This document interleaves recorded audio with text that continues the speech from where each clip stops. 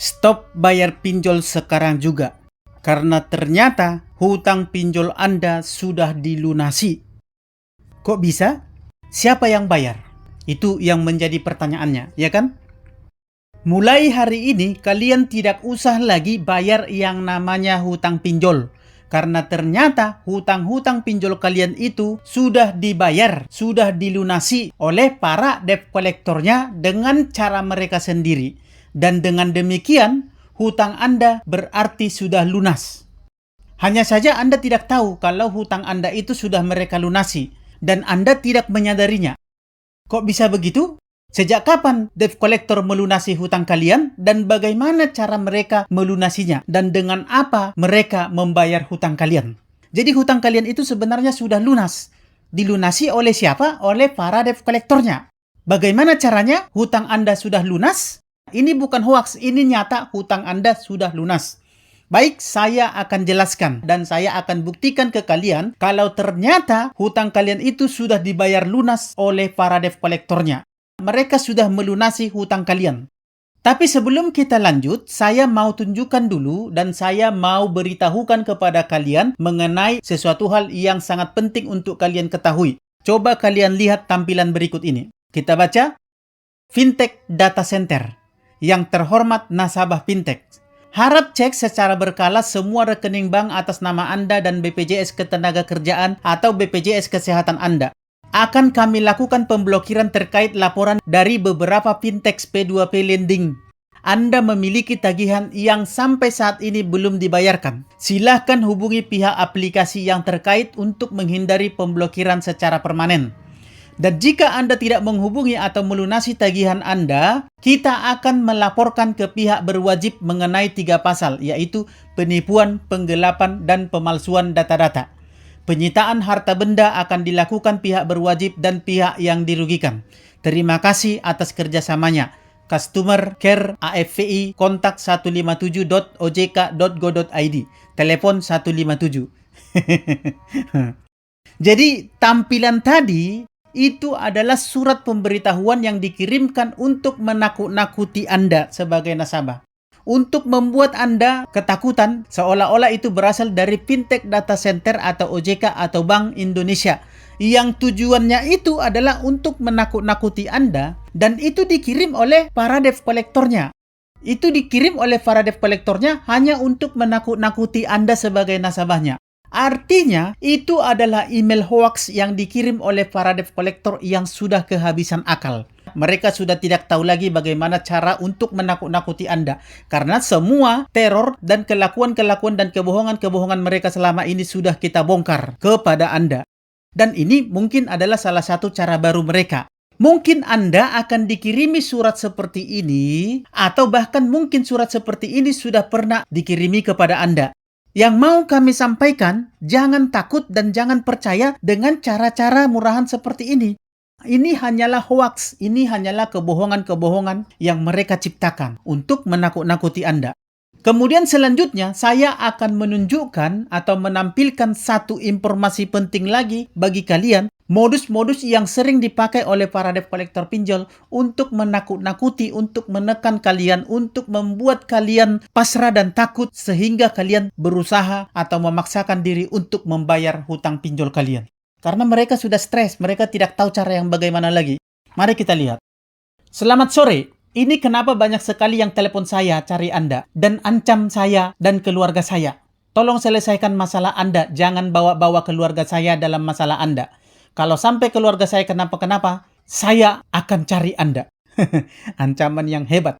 Itu adalah salah satu cara atau kebohongan yang diciptakan oleh debt collector yang seolah-olah yang mengirimkan itu kepada Anda pernah Anda jadikan kontak darurat ketika Anda pengajuan dulu dipinjol.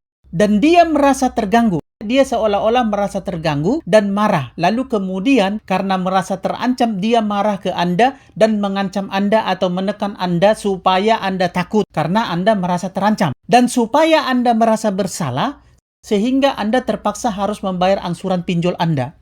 Padahal itu adalah kerjaan dan kelakuan para debt collector yang sudah kehabisan akal. Jadi, jangan terpengaruh dan jangan percaya dengan hoaks-hoaks murahan seperti ini yang mereka buat. Ataupun mereka lakukan supaya Anda terkecoh dengan hoaks-hoaks yang diciptakan oleh para debt collector pinjol ini. Atau cara-cara murahan yang dibuat oleh para debt collector ini. Seperti yang sudah saya tunjukkan tadi. Dan mungkin mereka akan membuat modus-modus lain lagi atau cara-cara lain lagi yang sengaja mereka ciptakan untuk menakut-nakuti Anda. Karena mereka sudah kehabisan akal untuk menakut-nakuti Anda dengan cara-cara mereka selama ini. Akhirnya mereka buatlah cara-cara penipuan baru, modus-modus baru, hoaks-hoaks baru untuk menekan Anda hanya dengan satu tujuan, supaya Anda bayar. Karena debt collectornya sudah sangat-sangat urgent nih. Mereka sudah mau dipecatin semua nih karena banyak nasabah yang tidak bayar. Apalagi ini mau sidang kartel. Belum lagi nanti masalah kredit macet yang sedang mengancam pinjol sekarang. Jadi, para debt collector pinjol ini sedang dikejar-kejar bayangan sekarang sehingga mereka melakukan segala hal, segala cara untuk dapat tagihan supaya mereka tidak dipecat dan pinjolnya tidak bangkrut. Saya mau katakan kepada teman-teman yang galbay, adalah sesuatu hal yang sangat berbahaya bagi kalian yang terus memaksakan diri untuk membayar pinjol. Hanya karena kalian takut dengan yang namanya teroran debt collector pinjol. Kalian takut dengan kebohongan-kebohongan dan hoaks-hoaks yang diciptakan oleh para debt collector pinjol ini. Seperti salah satu contoh atau dua contoh yang saya tunjukkan tadi itu. Hanya karena takut dikunjungi oleh debt collector pinjol, apalagi kalian sampai minjam sana-sini dengan cara gali lubang tutup lubang, kalian jadi memaksakan diri untuk membayar hutang pinjol. Apalagi dengan jual-jual aset, terlebih lagi kalau sampai kalian meminjam lagi ke pinjol lain. Jangan sampai Anda melakukan hal itu. Sudah terlalu banyak penderitaan hanya karena nasabah yang gagal bayar memaksakan diri dan melakukan hal itu.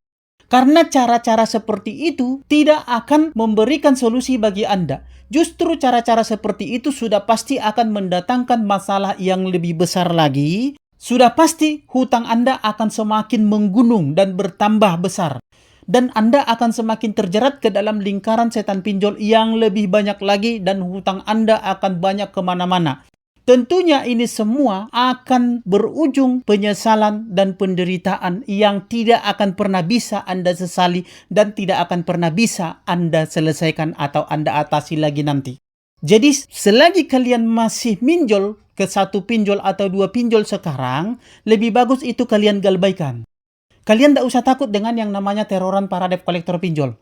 Nah, bagi kalian yang belum kuat mental untuk galbay dan yang masih takut-takut, yang butuh dukungan dan support serta booster mental dari senior-senior galbay yang berpengalaman, yang bersedia, yang bisa menjawab semua pertanyaan dan kebingungan kalian tentang masalah galbay, tentang ancaman-ancaman dari para debt collector pinjol yang selalu membuat kalian takut, juga tentang info-info terupdate tentang modus-modus dan hoaks-hoaks yang diciptakan oleh para debt collector pinjol, seperti salah satunya atau dua yang saya tunjukkan tadi.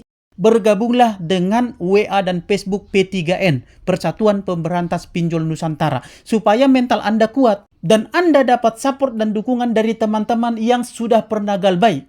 Senior-senior yang sudah pernah galbay di berbagai pinjol yang ada di Indonesia. Dan mereka berasal dari berbagai daerah yang ada di seluruh wilayah Indonesia. Mereka sudah berpengalaman. Mereka bersedia dan dengan senang hati untuk membantu Anda karena mereka sudah pernah merasakan bagaimana susahnya dan sakitnya jadi korban dari jeratan pinjol.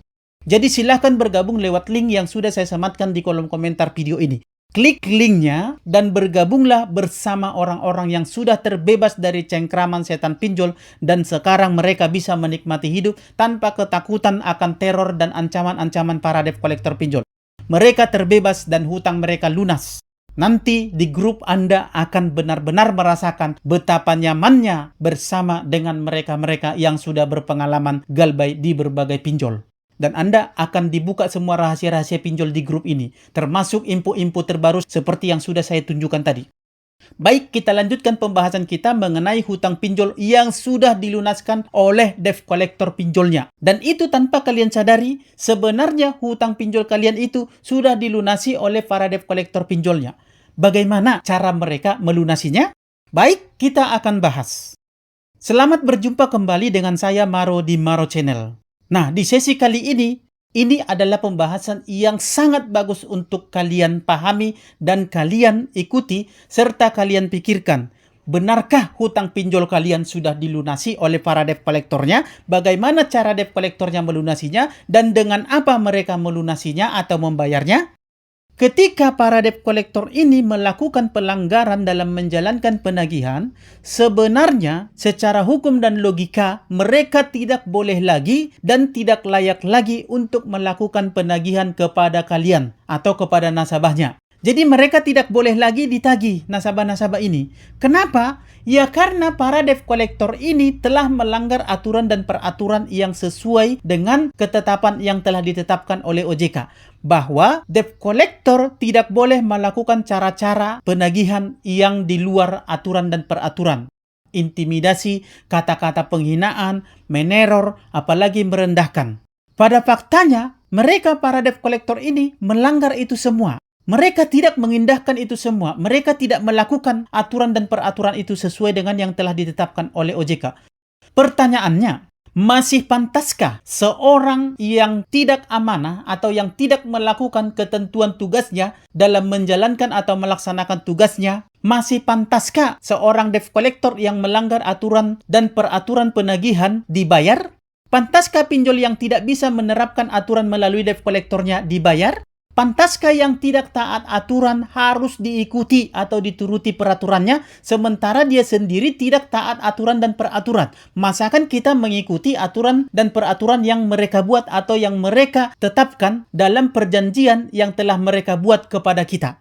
Nah, dalam perpinjolan, kita sama-sama tahu bahwa yang menjadi jaminan kita adalah kepercayaan dan data-data diri kita. Ketika kepercayaan ini dilanggar dan data-data diri kita disebarkan, kita dipermalukan, kita dihina, direndahkan, dan dikata-katai dengan segala macam kalimat yang tidak senonoh, dan disetarakan dengan isi kebun binatang, berarti secara otomatis hutang kita sudah dilunaskan dengan perbuatan para debt collector tersebut. Karena dipinjol, yang jadi jaminan adalah data pribadi dan harga diri. Nah, ketika mereka tidak menghargai itu, mereka merendahkan harga diri kita, mereka mengata-ngatain kita, mereka mengancam-ngancam kita, mereka melanggar semua aturan dan peraturan yang telah ditetapkan oleh OJK, mereka menyamakan kita dengan sebutan kebun binatang, apalagi sampai menyebarkan data-data kita, berarti mereka telah mengeksekusi jaminan hutang kita kepada mereka. Kalau jaminannya sudah dieksekusi, berarti hutang kita otomatis lunas. Sama seperti ketika kita meminjam ke leasing atau ke bank dengan jaminan mobil atau motor, pada saat mobil atau motornya dieksekusi oleh pihak bank atau leasingnya, berarti hutangnya otomatis lunas. Karena jaminannya sudah dieksekusi. Demikian juga dipinjol. Dipinjol juga seperti itu. Karena yang menjadi jaminan kita ketika kita meminjam dan disetujui mereka adalah data-data dan harga diri kita. Itulah yang menjadi jaminan kita dipinjol. Termasuk kepercayaan mereka kepada kita dan kepercayaan kita kepada mereka. Maka jika mereka atau ketika mereka para debt collector ini sudah merendahkan kita dengan kata-kata atau kalimat yang tidak senonoh, maka berarti hutang kita otomatis lunas. Apalagi mereka sudah menyebarkan data-data diri kita dengan mempermalukan kita.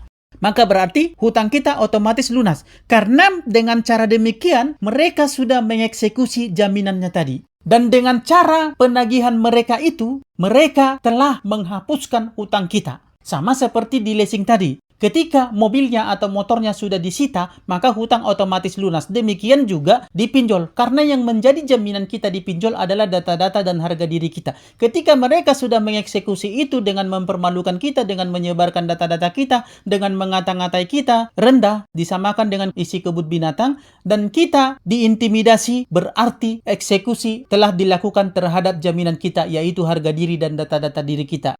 Jadi dengan demikian otomatis hutang kita lunas. Jadi kalau ada debt collector yang mengancam-ngancam kalian, mengintimidasi kalian, menghina kalian, apalagi sudah menyebarkan data diri kalian, maka kalian harusnya bersyukur, bukan merasa takut. Kalian harusnya merasa senang. Karena debt collectornya sudah dengan senang hati melunaskan hutang kalian. Jadi kalian harus bersyukur seharusnya.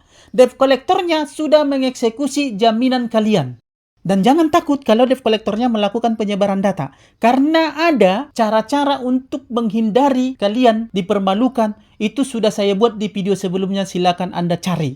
Anda tidak akan merasa rugi karena ada caranya saya sampaikan di sana. Dan untuk debt collectornya, mereka sudah melunaskan hutang kalian dengan cara mempermalukan kalian, apalagi dengan cara menyebarkan data-data kalian. Dan jangan lupa untuk menyimpan atau men-screenshot atau merekam semua teror penagihan dan kalimat-kalimat yang mereka sampaikan kepada Anda. Supaya itu nanti bisa menjadi bukti bahwa debt collectornya sudah melunasi hutang kalian. Debt collectornya sudah mengeksekusi jaminan kalian.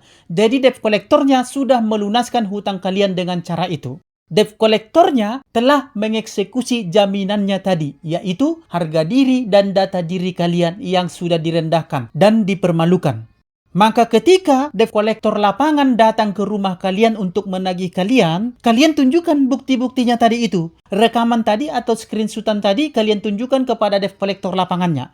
Tanyakan kepada debt collector lapangannya yang datang itu, katakan begini, saya tidak akan mau membayar lagi hutangnya karena saya sudah dipermalukan. Jadi yang menjadi jaminannya sudah mereka eksekusi. Saya tidak akan mau membayarnya kecuali Anda bisa menunjukkan kepada saya siapa orang yang telah melakukan penghinaan ini kepada saya. Supaya saya bisa meminta pertanggungjawaban debt collector tersebut karena dialah yang telah menyita jaminan saya di pinjol ini, yaitu harga diri saya dan data-data saya. Dan kalau Anda tidak bisa membawa orangnya ke sini, menunjukkan siapa orangnya, maka saya anggap hutang saya sudah benar-benar lunas dan saya tidak akan mau lagi membayar, walau sepeser pun. Katakan begitu kepada debt collectornya. Karena setahu saya, ketika saya meminjam ke kalian dan kalian setujui pinjaman saya, yang menjadi jaminan saya adalah data-data diri saya dan juga harga diri saya. Dan si debt collector ini yang mengirimkan ini kepada saya, yang melakukan ini kepada saya, sudah mengeksekusi jaminan tersebut dengan merendahkan diri saya, dengan mempermalukan saya, dengan menyebarkan data-data pribadi saya. Si debt collectornya sudah mengeksekusi jaminannya. Jadi, mintalah hutangnya kepada si debt collector tersebut. Atau kalau tidak, bawa debt collectornya ke sini supaya hutangnya saya bayar dan debt collectornya saya bisa tuntut dengan undang-undang ITE atau dengan undang-undang yang sesuai dengan itu. Kalau Anda bisa membawanya, maka saya bersedia untuk membayar hutang saya karena kita sesuai dengan aturan dan peraturan. Kalian sudah mengeksekusi jaminan saya, yaitu harga diri saya dan juga data-data saya, maka saya juga harus meminta pertanggungjawaban kepada yang sudah mengeksekusinya. Jadi impas. Kalau Anda bisa bawa dia ke sini, maka saya akan bayar hutangnya. Tapi kalau Anda tidak bisa bawa, saya tidak akan mau membayarnya. Karena itu memang sudah menjadi ketentuan sesuai dengan aturan dan peraturan yang berlaku. Kalau debt collector lapangannya tetap ngotot dan berkeras, langsung saja Anda katakan kepada debt collector lapangannya, jangan-jangan Anda yang melakukan ini. Jangan-jangan Anda yang mengirimi teroran ini dan menyebarkan data diri saya. Makanya Anda ngotot dari tadi untuk meminta saya masih membayar hutang saya, sementara ini sudah dieksekusi jaminannya. Sementara Anda sendiri tidak mau membawa atau menunjukkan siapa orang yang telah melakukan ini kepada saya. Tidak mungkin Anda tidak tahu, karena Anda debt collector dan Anda dari perusahaan tersebut. Kalau Anda masih tetap berkeras, berarti memang Anda yang melakukan ini. Dan sekarang juga saya telepon polisi untuk melaporkan ini supaya segera diproses dan Anda dijemput dari sini. Karena Anda telah melakukan pencemaran nama baik saya dan melanggar undang-undang ITE dengan melakukan ini kepada saya. Kalau memang debt collectornya masih tetap berkeras, maka silahkan telepon polisinya dan laporkan debt collectornya supaya debt collectornya segera diproses. Karena ada kemungkinan dialah yang melakukan itu. Walaupun dia debt collector lapangan, bisa saja dia atau temannya yang melakukan itu. Atau paling tidak, Anda bisa melaporkan dia bahwa dia telah melindungi pelaku kejahatan, yaitu si debt collector yang telah menyebarkan data-data Anda tadi atau menghina Anda tadi. Jadi intinya, setelah memahami hal yang saya jelaskan tadi, dan itu memang seperti itulah keadaannya, yang menjadi jaminan Anda di pinjol ini adalah harga diri dan data-data Anda. Kalau sudah mereka eksekusi itu, maka berarti hutang Anda secara otomatis lunas. Sama seperti di leasing. Kalau jaminan mobil atau motornya sudah diambil, maka otomatis hutangnya lunas. Jadi intinya kepada teman-teman, mulai sekarang kalian jangan takut dengan segala macam bentuk teror dan intimidasi dari debt collector pinjol. Karena kalau mereka sudah kelewat batas, apalagi mereka melanggar aturan dan peraturan, serta menyebarkan data-data Anda seperti yang saya katakan tadi, berarti mereka sudah siap dimintai pertanggungjawaban untuk pelunasan hutang Anda. Mereka telah menyatakan hutang Anda lunas. Hutang Anda tidak perlu dibayar lagi karena mereka telah berani mengeksekusi jaminannya yang dijaminkan ke pinjolnya, yaitu data-data dan harga diri Anda. Jadi Anda pahami itu. Dan Anda benar dalam hal ini jika Anda melakukan itu. Dan debt collector atau pinjolnya tidak akan pernah bisa berkelit jika Anda benar-benar paham ini. Karena memang itulah keadaan yang sebenarnya. Baik, sampai di sini pembahasan kita di sesi kali ini. Tetap semangat, semoga bermanfaat. Sampai bertemu di sesi-sesi berikutnya dan salam sahabat.